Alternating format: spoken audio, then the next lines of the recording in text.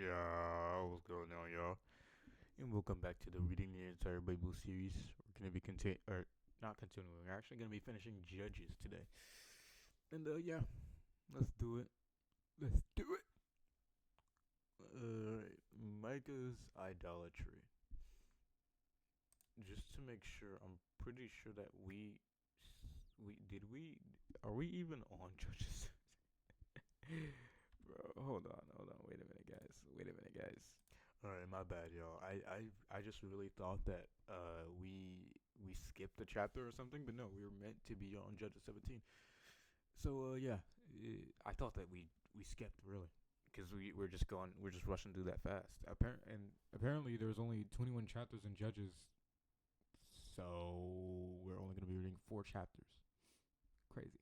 Anyway, I don't know. Judges was well. I can't really judge Judges yet because I haven't even finished reading it yet. But anyway, that's beside the point. Let's just do it. Micah's idolatry. There was a man of the hill country of Ephraim whose name was Micah, and he said to his mother, "The 1,100 pieces of silver which were taken from you, and about which you cursed the thief, and also spoke about in my hearing, behold, the silver is with me. I took it." And his mother said, "Blessed be my son before the Lord." He returned the 1,100 pieces of silver to his mother, and said, "I had truly dedicated the silver from my hand to the Lord for my son in his name, to make an image carved from wood and plated with silver, and a cast image of solid silver. So now I will return to you." So when he returned the silver to his mother, she took 200 pieces of silver and gave them to the silversmith who made of it an image of silver plated wood and a cast image of a solid silver, and they were in the house of Micah. Now the man Micah had a house of God's shrine, and he became an ephod and teraphim, and dedicated and installed one of his sons, whom became his personal priest. In those days there was no king in Israel. Every man did what was right in his own eyes. Sounds right. Sounds about right. Yep. Now there was a young man from Bethlehem in Judah, from the family of the tribe of Judah, who was a Levite, and he was staying there temporarily. The man left the town of Bethlehem in Judah to stay wherever he could find a place. And as he journeyed, he came to the hill country of Ephraim, to the house of Micah. Micah said to him, "Where'd you come from?" And he said to him, "I am a Levite from Bethlehem in Judah, and I am going to stay wherever I can find a place. Wherever." And Micah said to him, "All right, yeah, live here with me and be a father and a personal priest to me, and I will give you 10 pieces of silver every year, each year, a supply of clothing, and your sustenance, room, and board." Kind of weird.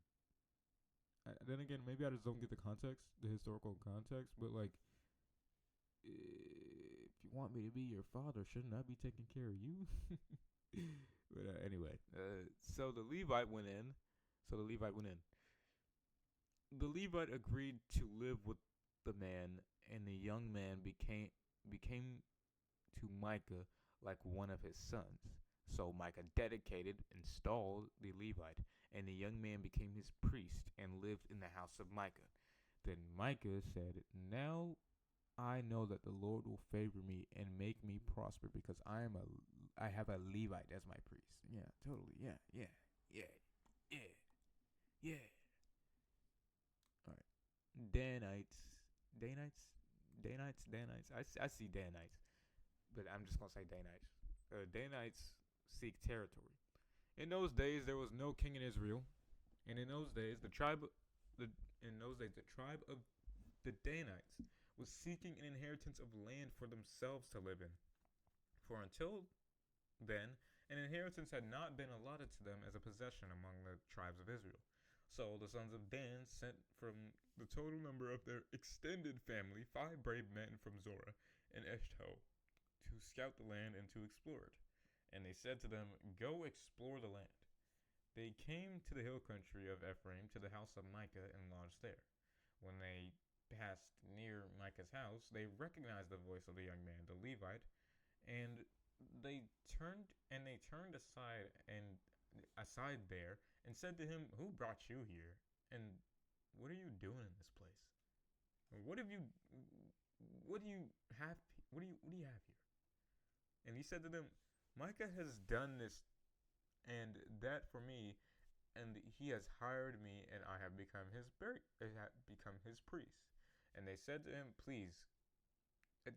By the way, by the way, before we move on, I'm just thinking while I'm reading.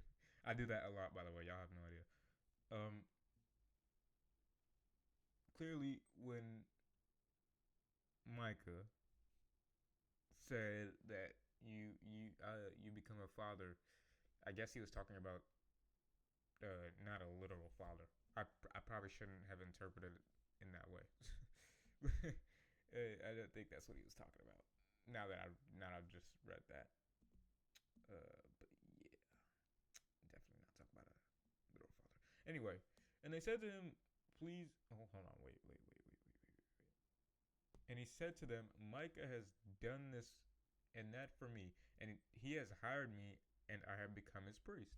And they said to him, "Please ask of God, so that we may know whether our journey on which we are going will be successful." The priest said to them, "Go in peace. The journey on which you are going is acceptable to the Lord." Then the 5 men went on and came to Laish and saw the people who were there, how they were living securely in the style of the Sidonians. Sidonians, quiet and peaceful, and there was no oppressive magistrate in the land humiliating them in anything. And they were far from the Sidonians and had no dealings with anyone. The 5 men came back home to their brothers at Zorah and Eshtaol, and their brothers said to them, "What do you have to report?" They said, "Arise, let us go up against them, for we have seen the land, and behold, it is very good, fertile. Will you sit still and do nothing? Do not hesitate to go to enter to take possession of the land. When you enter, you will come to people feeling safe and secure with a spacious land widely extended on all sides. For God has given it into your hands, a place where there is no lack of anything that is on the earth." Then, from the tribal family of the Danites, from Zorah and from Eshtaol, 600 men armed with weapons of war set out.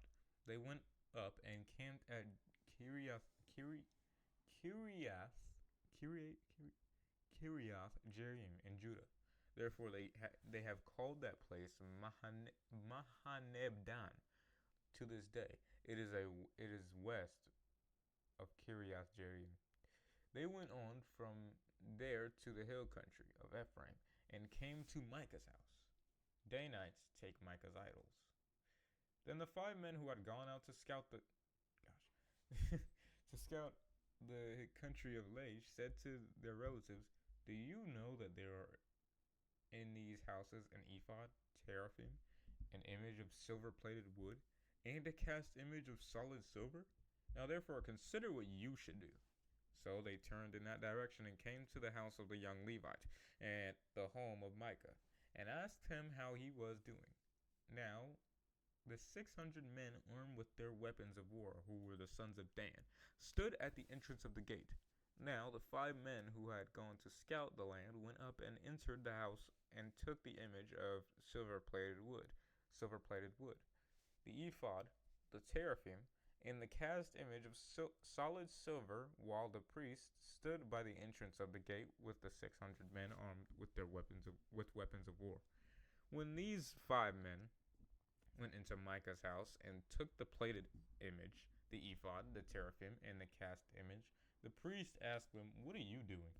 Then they said to him, "Keep quiet, put your hand over your mouth and come with us, and be a father and a priest to us. Is it better for you to be a priest to the house of one man, or to be a priest to a tribe and a family in Israel?" Then the priest's heart was glad to hear that, and he took the ephod, the teraphim, and the image, and went among the people. So they turned and left, and they put the children, the livestock, and the valuables and supplies in front of them, When they had gone some distance from the house of Micah, the men who were living in the houses near Micah's house assembled as a militia and overtook the sons of Dan. They shouted to the Danites, who turned and said to Micah, "What is your reason? What is your reason for assembling against us?" He said, "You have taken away my gods which I have made, and the priest and have gone away. What else do I have left? How can you say to me, what is your reason?"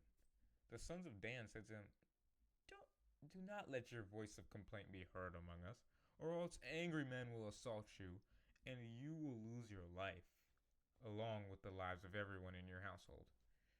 Then the Danites went on their way, and Micah saw that they were too strong for him. So he turned and went back into his house. Bro. Oh yeah, nah, I feel like that's God's humor. That's definitely God's humor. Yeah, I'm gonna go out there. I'm gonna tell him what I'm about. Actually, guys, I think I'm kind of sick. Oh, yeah, I'm kind of sick. Oh, yeah, my head hurts too. Yeah, I guess we can fight another day. I'm going back inside. Yeah, I'm kind of sick, guys. They took the idolatrous things that Micah had made and his priest, and they came to Laish, to a people who were quiet and secure. And they struck them with the edge of the sword and burned the city with fire. And there was no one to rescue them because it was far from Sidon, and they had no dealings with anyone. It was in the valley which belongs to Beth Rehob, and they rebuilt the city and lived in it. They named it. They named the city Dan after Dan, their forefather, who was born to Israel, Jacob. However, the original name of the city was Laish. The tribe of the sons of Dan set up the image of silver-plated wood for themselves, as Jonathan, the son of Gershom, the son of Moses, and his sons were priests to the tribe of the Danites until the day of the captivity and exile from the land. So they set up for themselves Micah's silver-plated wooden image, which he had made, and kept it throughout the time that the house tabernacle of the God was at Shiloh. All right. A Levite's concubine degraded. This already doesn't sound good. Now, it happened in those days when there was no king in Israel that a certain Levite living as an alien in the most remote part of the hill country of Ephraim, who took a concubine for himself from Bethlehem in Judah. But his concubine was unfaithful to him, and he left him and went to her father's house in Bethlehem of Judah, and stayed there for a period of 4 months. Then her husband arose and went after her to speak kindly and tenderly to her in order to bring her back, taking with him his servant and a pair of donkeys. So she brought him into her father's house, and when the father of the girl saw him, he was happy to meet him.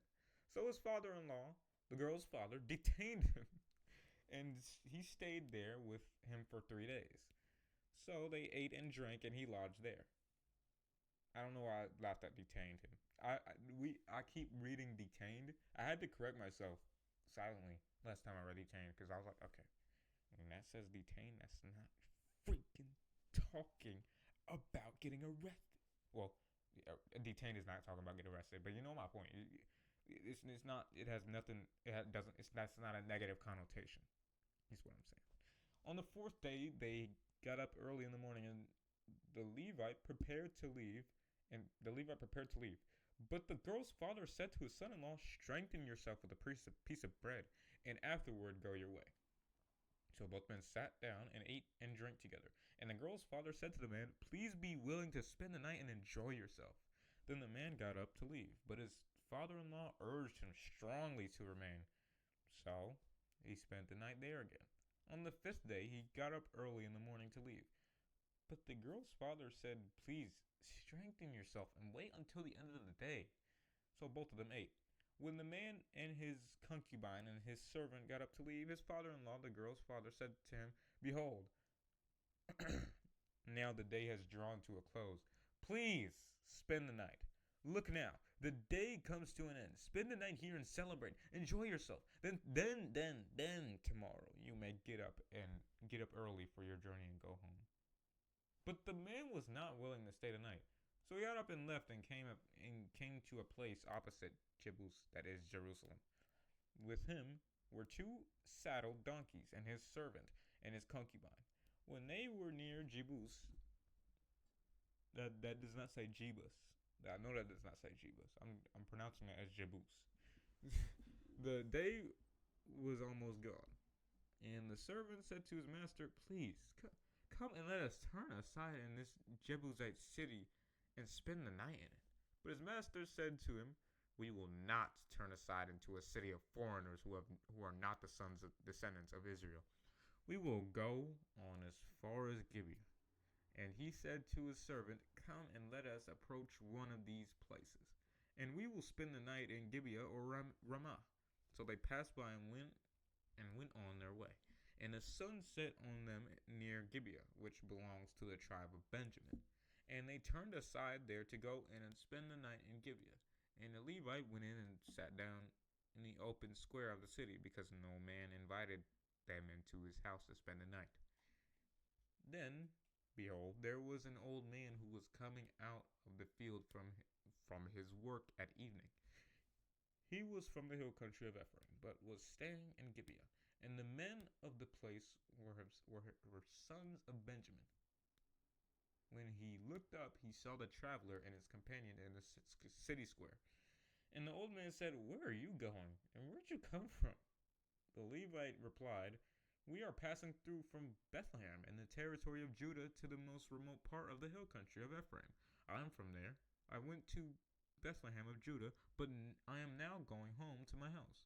And there is no man in the city who will take me into his house for the night.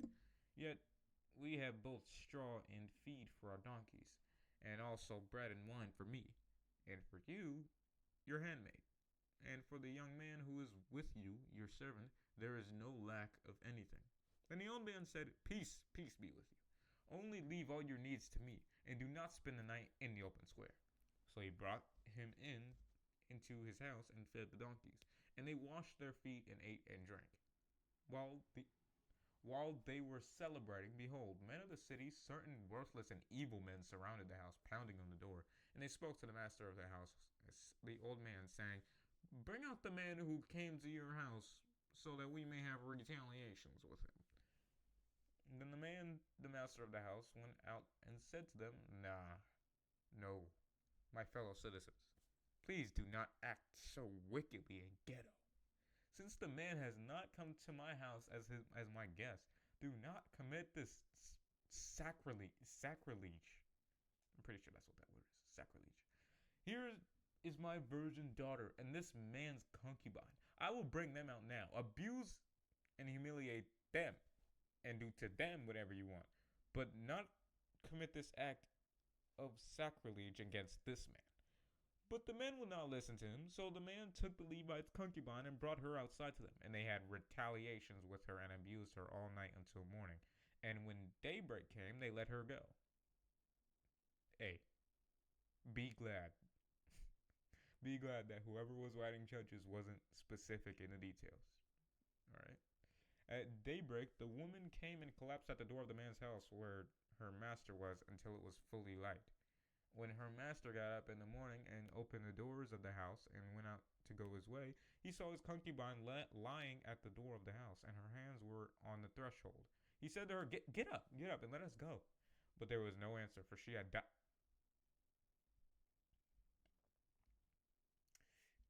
I guess they did worse.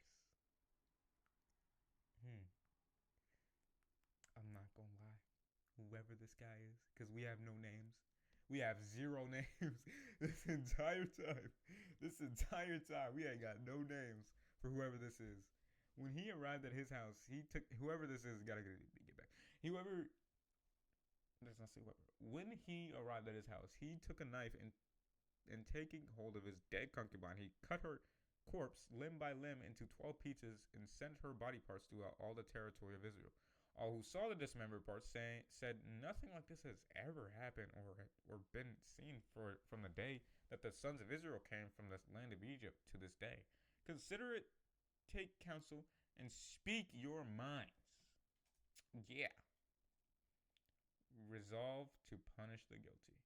And all the sons of Dan, the sons of Israel from Dan, in the north to Beersheba in the south, including the land of Gilead, came out, and the congregation assembled as one man to the Lord at Mizpah. The chiefs of all the people of all the tribes of Israel presented themselves in the assembly of the people of God, 400,000 men on foot who drew the sword. Now the Benjamites, in whose territory the crime was committed, heard that the other tribes of the sons of Israel had gone up to Mizpah.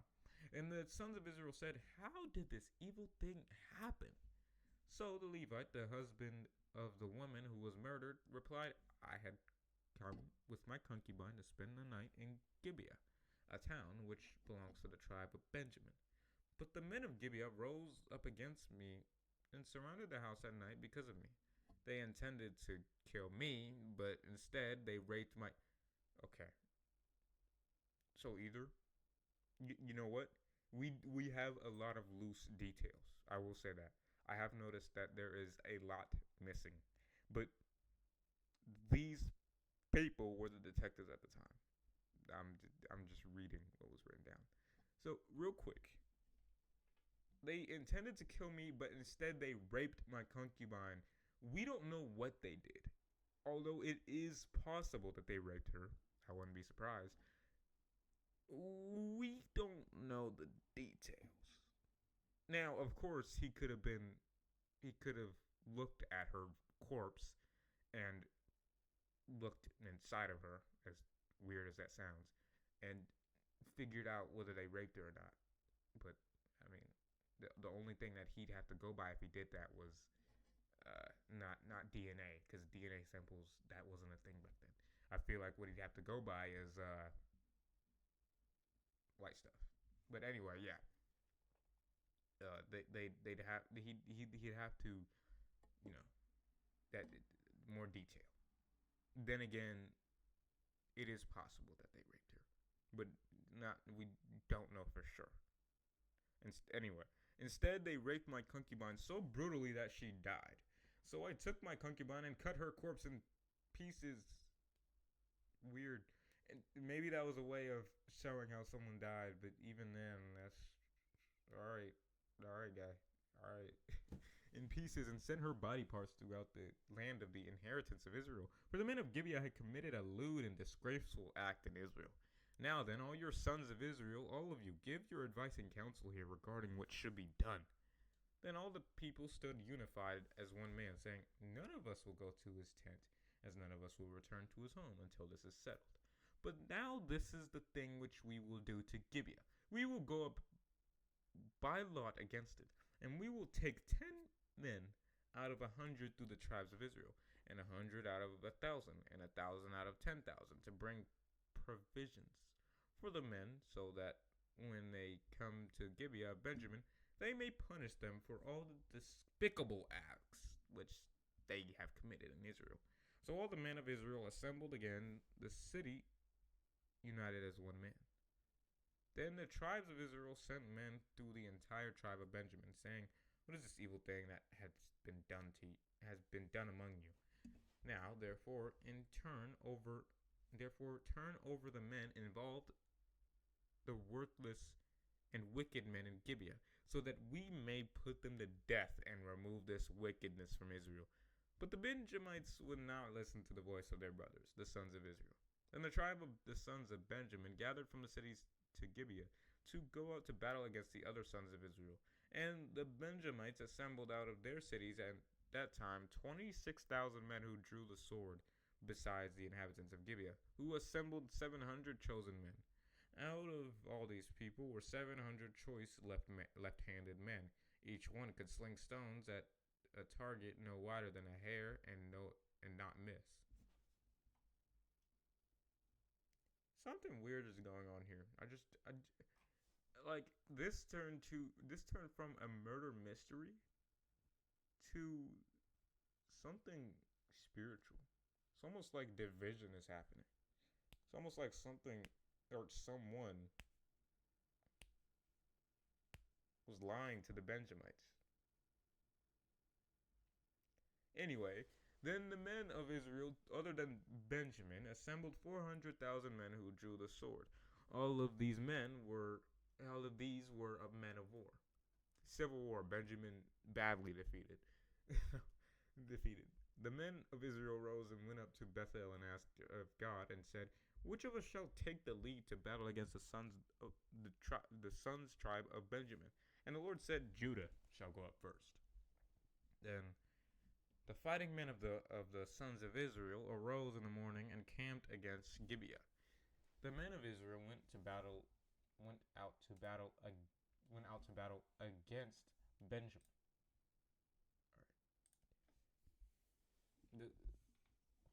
And assembled in battle formation against them at Gibeah. The sons of Benjamin came out of Gibeah and struck to the ground on that day 22,000 fighting men of Israel. But the fighting men of Israel, took courage and strengthened themselves, and again set their battle line in the same place where they formed it the first day. The sons of Israel went up and wept before the Lord until evening, and asked of the Lord, "Shall we advance and go battle against the sons of our brother Benjamin?" And the Lord said, "Go up against them." So the sons of Israel came against the sons of Benjamin the second day. And the fighting men from the tribe of Benjamin went out of Gibeah against them the second day, and again struck to the ground the sons of Israel, 18,000 men, all of whom were swordsmen. Then all the sons of Israel and all the people went up and came to Bethel and wept. And they sat there before the Lord and fasted that day until evening, and offered burnt offerings and peace offerings before the Lord. And the sons of Israel inquired of the Lord for the ark of the covenant, for the ark of the covenant of God was there at Bethel in those days. And Phinehas, the son of Eleazar, the son of Aaron, ministered before it in those days, saying, Shall I yet again go out to battle against the sons of my brother Benjamin, or shall I quit? And the Lord said, Go up, for tomorrow I will hand them over to you. So Israel set men in ambush around Gibeah. The fighting men of the sons of Israel went up against the sons of Benjamin on the third day and placed themselves in battle formation against Gibeah, as at other times. The Benjamites went out against their army and were lured away from the city, and they began to strike and kill some of the people as at other times on the highways, one of which goes up to Bethel and the other to Gibeah. And up an open country, about 30 men of Israel. And the Benjamites said, They are defeated before us, as at the first. But the sons of Israel said, Let us flee and lure them away from the city to the highways. Then all the men of Israel got up from their places and placed themselves in battle formation at Baal Tamar. And the men of Israel who were in ambush rushed from their place in the plain of Maregeba. When the 10,000 choice fighting men from all Israel came against Gibeah, the battle was hard and fierce, but the Benjamites did not realize that the disaster was about to strike them. And the Lord struck down the tribe of Benjamin before Israel, so that the sons of Israel destroyed 25,100 men of Benjamin that day, all of whom were swordsmen. Okay. So the Benjamites realized that they were defeated. Then men of Israel gave ground to the Benjamites, because they relied on the men in ambush whom they had placed against Gibeah. Then the men in ambush quickly rushed and attacked Gibeah, and the men in ambush also deployed and struck the entire city with the edge of the sword. Now, the appointed signal between the men of Israel and the men in ambush was that they would make a great cloud of smoke rise from the city. So the men of Israel turned in the battle, and Benjamin began to strike and kill about 30 men of Israel. For they said, Certainly they are defeated before us, as in the first battle. But when the signal cloud began to rise out of the city in a column of smoke, the Benjamites looked behind them, And behold, the entire city went up in smoke to heaven. When the men of Israel turned back again, the men of Benjamin were terrified, for they saw that disaster had fallen upon them. Therefore they turned their backs before the men of Israel, and fled like cowards towards the direction of the wilderness. But the battle followed and overtook them, as the fighting men of the sons of Benjamin ran among them. The Israelites did of the cities and came out and destroyed them. They surrounded the men of Benjamin, persuaded them relentlessly, and pursued them relentlessly. Does not say persuaded. I'm gonna talk about pursued them relentlessly and overtook them opposite Gibeah towards the east.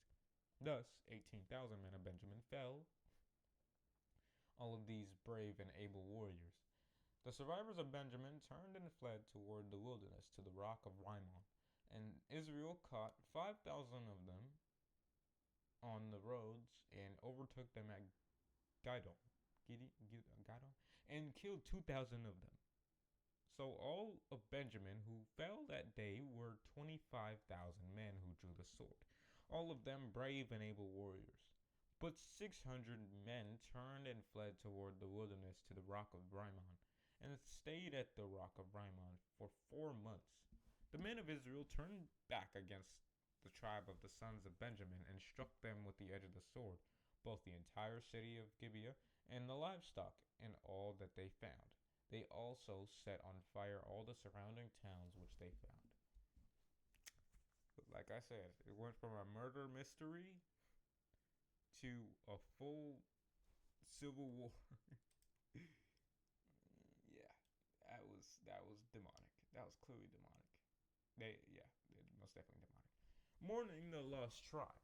Now the men of Israel had sworn an oath at Mizpah, none of us shall give his daughter in marriage to a man of Benjamin.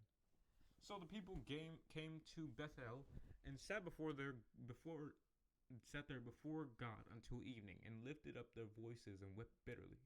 They said, O Lord, God of Israel, why has this come about in Israel, that there should be today one tribe missing from Israel? And the next day the people got up early and built an altar there and offered burnt offerings and peace offerings. Then the sons of Israel said, which one from all the tribes of Israel did not come up in assembly to the Lord? For they had taken a great oath concerning him who did not come up to the Lord at Mizpah, saying, he shall certainly be put to death. And the sons of Israel felt sorry, and had compassion for their brother Benjamin, and said, one tribe has been cut off from Israel today. What shall we do for wives for those who are left, since we have sworn an oath by the Lord that we will not give them any of our daughters as wives? Provision for their survival. And they said, which one is there of the tribes of Israel that did not come up to Mizpah to the Lord? And behold, it was discovered that no one had come to the camp from Jabesh Gilead to the assembly. For when the people were assembled, behold, there was not one of the inhabitants of Jabesh Gilead there. And the congregation sent 12,000 of the most courageous men there, and commanded them, saying, go and strike the inhabitants of Jabesh Gilead with a sword, including the women and the children. And this is the thing that you shall do. You shall utterly destroy every male and every woman who is not a virgin. And they found among the inhabitants of Jabesh Gilead 400 young virgins who had not known a man intimately, and they brought them to the camp at Shiloh, which is the land of Canaan. Then the whole congregation sent word to the surviving sons of Benjamin, who were at the rock of Rimmon, and proclaimed peace to them. So the survivors of Benjamin returned at that time, and they gave them the women whom they had kept alive from the women of Jabesh Gilead. But there were not enough to provide wives for them. And the people were sorry and had compassion for the survivors of the tribe of Benjamin, because the Lord had made a gap in the tribes of Israel. Then the elders of the congregation said, what shall we do for wives for those men who are left, since the women of Benjamin have been destroyed? Then they said, there must be an inheritance for the survivors of Benjamin, so that a tribe will not be wiped out from Israel. But we cannot give them wives for our daughters. For the sons of Israel had sworn an oath, cursed is he who gives a wife to a man from the tribe of Benjamin. So they said, listen, there, there is the yearly feast of the Lord at Shiloh, which is on the north side of Bethel, on the east side of the highway that goes up from Bethel to Shechem, and on the south side of Libonah. So they instructed the sons of Benjamin, saying, go set an ambush in the vineyards, and watch if the daughters of Shiloh come out to dance in the dances. Then you shall come out of the vineyards, and each of you shall catch his wife from the daughters of Shiloh, and go to the camp of the tribe of Benjamin.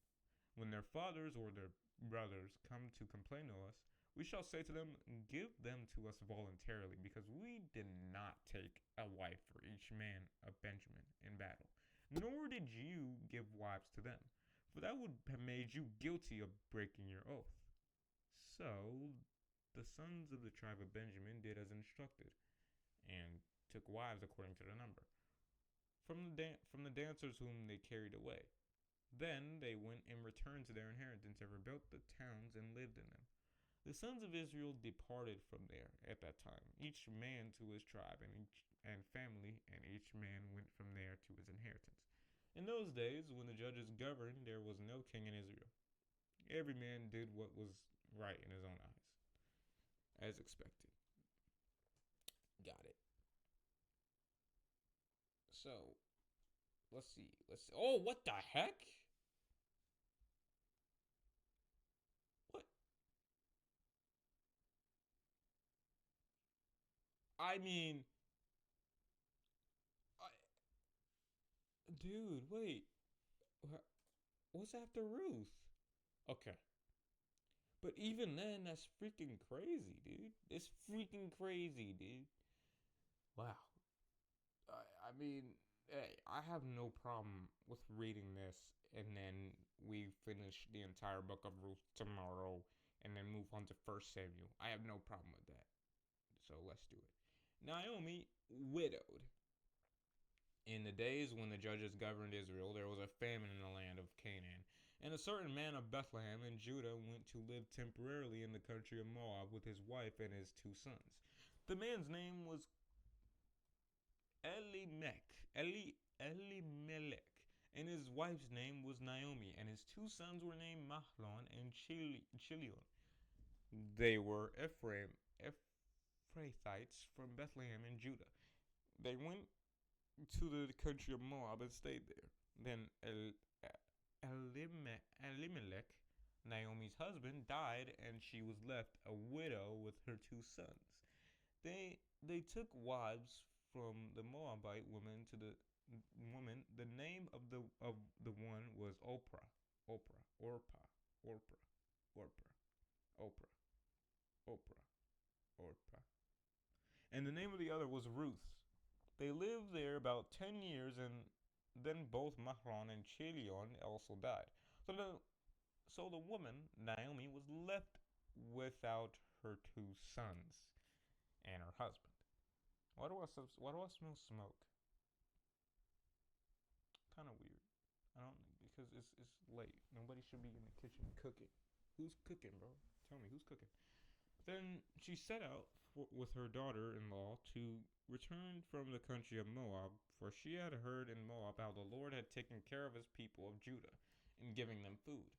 So she left the place where she was living, her two daughters-in-law with her, and they started on the way back to the land of Judah. But Naomi said to her two daughters-in-law, go back, each of you return to your mother's house. May the Lord show kindness to you, as you have shown kindness to the dead and to me. May the Lord grant that you find rest, each one in the home of her husband. Then she kissed them goodbye, and they wept aloud. And they said to her, no, no, no, no, we will go with you to your people in Judah. But Naomi said, no, go back, my daughters. Why should you go with me? Do I still have sons in my womb that may become your husbands?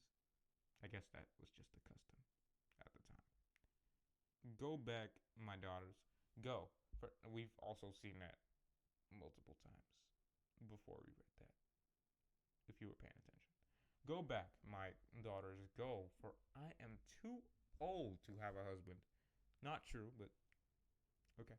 If I said I have hope, and if I actually had a husband tonight, and even gave birth to sons, would you still wait until they were grown? Would you go without marrying? No, my daughters, for it is much more difficult for me than for you, because the Lord's hand has gone against me. Wow, it's very, very emotional response. Ruth's loyalty. Then they wept aloud and whatever, Oprah, I'm just gonna call her Oprah, kissed her mother-in-law goodbye. But Ruth clung to her. Then Naomi said, "Look, your sister-in-law has gone back to her people and to her gods. Turn back and follow your sister-in-law." But Ruth said, "No, do not urge me to leave you or to turn back from following you. For where you go, I will go, and where you lodge, I will lodge. Your people will be my people, and your God will be my God, and your God my God. When you die, I will die, and there I will be buried. May the Lord do the same thing to me as He has done to you, and more also, if anything but death separates me from you." When Naomi saw that Ruth was determined to go with her, she said nothing more. Dude, why'd you give a freaking female Israelite from from 2000 BCE your your Jamaican accent voice? So the two of them went on until they came to Bethlehem. And when they arrived in Bethlehem, the whole city was stirred because of them. And the women asked, "Is this Naomi?" She said to them, "Do not call me Naomi, sweetness. Call me Mara, bitter. For the Almighty has caused me great grief and bitterness." Bitterness. "I left full with a husband and 2 sons, but the Lord has brought me back empty. Why call me Naomi, since the Lord has testified against me and the Almighty has afflicted me?" Dramatic pause. So Naomi returned from the country of Moab, and with her Ruth the Moabites, her daughter-in-law, and they arrived in Bethlehem at the beginning of the barley harvest. I can already tell this is going to be a very eventful book, despite the fact that it has 4 chapters. But yeah, that this is getting way more fun to read the more we go along. So yeah, God bless.